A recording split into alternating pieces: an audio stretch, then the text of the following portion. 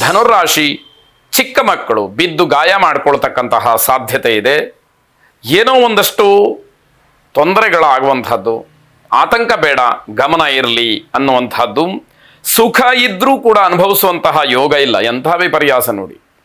ಎಲ್ಲವನ್ನೂ ಕೊಟ್ಟಿದ್ದಾನೆ ಭಗವಂತ, ಯೋಗ್ಯತಾನುಸಾರವಾಗಿ ಏನೇನು ಬೇಕೋ ಅದೆಲ್ಲವೂ ಇದೆ, ಆದರೆ ಅದನ್ನು ವಿನಿಯೋಗ ಮಾಡಿಕೊಳ್ತಕ್ಕಂತಹ ಯೋಗ ಇಲ್ವಲ್ಲ. ಇದು ದುರಾದೃಷ್ಟ ಅಂತ ಹೇಳಬೇಕು. ಕೆಲಸಗಾರರಿಂದ ತೊಂದರೆಗೆ ಸಂಚು ನಡೆಯುತ್ತೆ, ಗಾಬರಿಯಾಗಬೇಡಿ, ಅದಕ್ಕೆ ಸೂಕ್ತವಾದಂತಹ ರೀತಿಯಲ್ಲಿ ಕ್ರಮವನ್ನು ಅನುಸರಿಸಿ ಅನ್ನುವಂಥದ್ದು. ಹೊಸ ವಾಹನ ಖರೀದಿಯ ಬಗ್ಗೆ ಒಂದಷ್ಟು ಮಾತುಕತೆಗಳು ನಡೆಯುತ್ತೆ. ಹಳೆಯ ವಾಹನ ಇದ್ದರೆ ಅದನ್ನು ಮಾರಾಟ ಮಾಡಬೇಕು, ಹೊಸ ವಾಹನವನ್ನು ಖರೀದಿ ಮಾಡಿಕೊಳ್ಬೇಕು ಅನ್ನುವಂಥದ್ದೆಲ್ಲ ಮಾತುಗಳು ಬರುವಂಥದ್ದಾಗುತ್ತೆ. ಪತಿಪತ್ನಿಯರ ಮಧ್ಯೆ ಇರ್ತಕ್ಕಂತಹ ಒಂದು ಏನು ವಿರಸ ದೂರವಾಗಿ ಅನ್ಯೋನ್ಯತೆ ಅಂತಕ್ಕಂಥದ್ದು ಮತ್ತಷ್ಟು ಹೆಚ್ಚಾಗುವಂತಹ ಸಾಧ್ಯತೆ. ಹಣ ಹೂಡಿಕೆಯ ಬಗ್ಗೆ ಮಾತುಕತೆಗಳು ನಡೀಬಹುದು. ಮನೆಯಲ್ಲಿ ಕಳ್ಳತನದ ಹೆದರಿಕೆ ಕಾಡಬಹುದು. ಏನಾದರೂ ಆಗ್ಬಿಟ್ರೆ ಅನ್ನುವಂಥದ್ದು ಎಚ್ಚರಿಕೆ ವಹಿಸಬೇಕಾದಂಥದ್ದು. ಅದಕ್ಕೆ ಸೂಕ್ತವಾದಂತಹ ಏನೇನು ಬೇಕೋ ಎಲ್ಲ ವ್ಯವಸ್ಥೆಗಳನ್ನು ಮಾಡಿಕೊಳ್ತಕ್ಕಂಥದ್ದು ಒಳ್ಳೆಯದಾಗಿರುತ್ತೆ. ಮಾನಸಿಕವಾದಂತಹ ಕಿರಿಕಿರಿಯ ಜೊತೆಯಲ್ಲಿ ಈ ದಿವಸ ಮುಕ್ತಾಯವಾಗಿಬಿಡುತ್ತೆ. ಏನೋ ಒಂದು ರೀತಿಯಲ್ಲಿ ಅಸಮಾಧಾನವಾದಂತಹ ದಿವಸ ಅಂತಲೇ ಹೇಳಬೇಕಾದಂಥದ್ದು.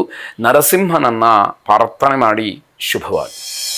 ಮಕರ ರಾಶಿ, ಸಮಾಜದಲ್ಲಿ ಸಾರ್ವಜನಿಕ ಕ್ಷೇತ್ರದಲ್ಲಿ ಹೆಸರನ್ನು ಕೆಡಿಸ್ಕೊಳ್ತಕ್ಕಂತಹ ಸಾಧ್ಯತೆಗಳೇ ಹೆಚ್ಚಾಗಿದೆ.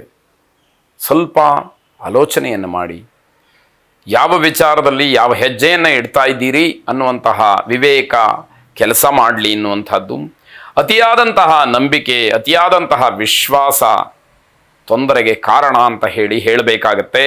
ಪರೀಕ್ಷಾ ಫಲಿತಾಂಶಗಳೇನಾದರೂ ಬರುವುದಿದ್ದರೆ ಅದು ನಿಮ್ಮ ಪರವಾಗಿ ಇರಬಹುದು, ಅದು ಸಮಾಧಾನಕರವಾದಂತಹ ವಿಚಾರ. ಕೋರ್ಟ್ ಕಚೇರಿ, ನ್ಯಾಯಾಲಯ ಅಥವಾ ಕಾನೂನಾತ್ಮಕವಾದಂತಹ ಹೋರಾಟ ಇತ್ಯಾದಿಗಳಿದ್ದರೆ ಆ ವಿಷಯಗಳ ಹಿನ್ನಡೆಯಾಗುವಂತಹ ಸೂಚನೆಗಳಿದೆ. ಮುಂಬರುವ ದಿವಸಗಳಲ್ಲಿ ಅದಕ್ಕೆ ಸೂಕ್ತವಾದಂತಹ ರೀತಿಯಲ್ಲಿ ಏನು ಬೇಕೋ ಸಿದ್ಧತೆಗಳನ್ನು ಮಾಡಿಕೊಳ್ಳುವಂಥದ್ದು ಒಳ್ಳೆಯದು ಅಂತ ಹೇಳಬೇಕು. ನಿಮ್ಮ ಅಭಿವೃದ್ಧಿ, ನಿಮ್ಮ ಬೆಳವಣಿಗೆ, ನಿಮ್ಮ ಅಭ್ಯುದಯ, ನೀವು ಸಾಧನೆ ಮಾಡಿರ್ತಕ್ಕಂತಹದ್ದು, ನೀವು ಮಾಡಿರ್ತಕ್ಕಂತಹ ಆಸ್ತಿ, ಅಂತಸ್ತು, ಹಣ, ಒಡವೆ ಇತ್ಯಾದಿಗಳನ್ನು ನೋಡಿ ಯಾರಿಗೆ ಸಹಿಸಕ್ಕಾಗೋದಿಲ್ವೋ ಅಂಥವರು ನಿಮ್ಮ ವಿರುದ್ಧವಾಗಿ ನಿಂತುಕೊಳ್ತಾರೆ. ನೀವು ಆಡುವಂತಹ ಮಾತಿಗೂ ಅವರು ನಿಮಗೆ ಪ್ರತಿಸ್ಪರ್ಧಿಯಾಗಿ ನಿಲ್ಲೋದಕ್ಕೂ ಅಥವಾ ನಿಮಗೆ ವಿರುದ್ಧವಾಗಿ ಅವರು ಹೇಳೋದಕ್ಕೂ ಯಾವ ಸಂಬಂಧಗಳೂ ಇರುವುದಿಲ್ಲ. ಹೊಟ್ಟೆ ಕಿಚ್ಚಿನ ಪ್ರಭಾವ ಮಾತ್ರ ಇಲ್ಲಿ ಕಣ್ಣಿಗೆ ಕಾಣುವಂಥದ್ದಾಗತ್ತೆ. ಶ್ರೀರಾಮಚಂದ್ರನನ್ನು ವಿಶೇಷವಾಗಿ ಪ್ರಾರ್ಥನೆ ಮಾಡಿ ಶುಭವಾಗಿ. ಕುಂಭರಾಶಿ, ಹಣ ಹೂಡಿಕೆಯನ್ನು ಮಾಡ್ತಕ್ಕಂಥದ್ದನ್ನು ಮುಂದಕ್ಕೆ ಹಾಕಿದರೆ ಒಳ್ಳೆಯದು. ಷೇರು ಮಾರುಕಟ್ಟೆಯಲ್ಲಿ ನಿಮ್ಮ ವ್ಯವಹಾರವನ್ನು ಆದಷ್ಟು ಈ ದಿವಸ ಬೇಡ ಅನ್ನುವ ರೀತಿಯಲ್ಲಿ ಚಿಂತನೆಯನ್ನು ನಡೆಸಿದರೆ ಬಹಳ ಒಳ್ಳೆಯದು. ಮುಂದಿನ ದಿನಮಾನಕ್ಕೆ ಇವತ್ತೇ ಹಣವನ್ನು ಎತ್ತಿಟ್ಬಿಡೋದು, ತೆಗೆದಿಟ್ಬಿಡೋದು ಅದು ನಿಮಗೆ ತೊಂದರೆಗೆ ಕಾರಣವಾಗುತ್ತೆ ಅನ್ನುವಂತಹ ಎಚ್ಚರಿಕೆ. ಈ ಹಿಂದೆ ಏನಾದರೂ ಆಪರೇಷನ್ ಆಗಿದ್ದಂಥವರಿಗೆ ಮತ್ತೆ ಸಮಸ್ಯೆ ಕಾಡಬಹುದು, ಎಚ್ಚರ ಇರಲಿ. ಅನಗತ್ಯವಾದಂತಹ ವಿಚಾರಗಳನ್ನು ಚಿಂತನೆ ಮಾಡುವಂಥದ್ದನ್ನು ದೂರ ಮಾಡಿಬಿಡಿ. ಆ ಚಿಂತೆಯಿಂದಲೇ ನಿಮಗೆ ಸಮಸ್ಯೆಗಳಾಗುವಂಥದ್ದು. ವೈದ್ಯರಿಗೆ ಬಿಡುವಿಲ್ಲದೆ ಇರತಕ್ಕಂತಹ ಕೆಲಸ, ಜೊತೆಗೆ ಆಯಾಸವೂ ಕೂಡ ಆಗ್ತಕ್ಕಂಥದ್ದು. ವೈದ್ಯರನ್ನೇ ಆರೋಗ್ಯವಾಗಿದ್ದೀರಾ ಅಂತ ಹೇಳಿ ವಿಚಾರಿಸಬೇಕಾದಂತಹ ಪರಿಸ್ಥಿತಿ ಒದಗಬಹುದು ಅನ್ನುವಂಥದ್ದು. ನಿಮಗೆ ಸಂಬಂಧ ಪಡದೇ ಇರತಕ್ಕಂತಹ ದೂರ ವಿಚಾರಗಳು ಏನಿದ್ರೂ ಕೂಡ ಅದೆಲ್ಲವನ್ನು ತಳ್ಳಿ ಹಾಕಿಬಿಡಿ.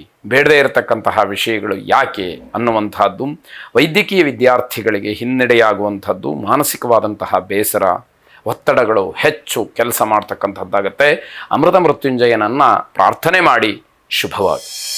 ಕೊನೆಯದಾಗಿ ಮೀನರಾಶಿ, ನಿಮ್ಮ ಸಂಶೋಧನೆ, ಸಾಧನೆ ಇದು ಸಮಾಜದಲ್ಲಿ ಬಹಳ ಹೆಸರನ್ನು ಮಾಡ್ತಕ್ಕಂಥದ್ದು, ಆಕರ್ಷಣೀಯವಾಗಿರತಕ್ಕಂಥದ್ದು.